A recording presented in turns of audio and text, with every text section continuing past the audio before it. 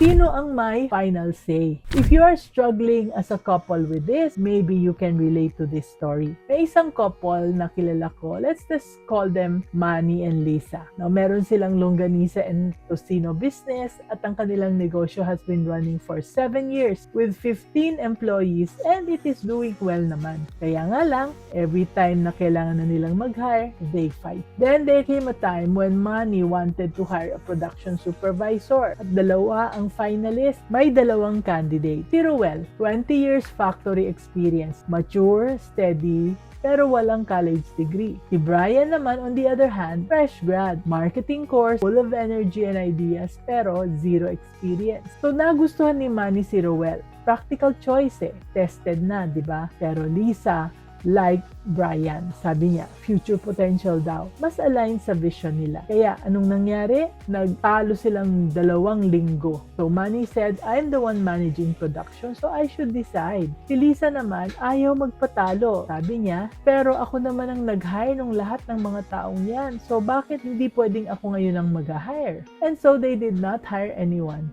because they never resolved kung sino talaga ang dapat na may final say. And here is what they discovered when they talked. They never discussed how to decide together. Walang proseso, walang agreement. So every hiring became a power struggle. Sinong mananalo?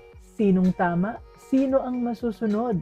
Naku anak, ito ang lesson. The disagreement is not about the candidate's qualification. It is about decision-making authority. Kaya pag hindi kayo nag-agree on who decides what, every hire will become a battlefield. Remember, let's always be business-minded, Pinoy.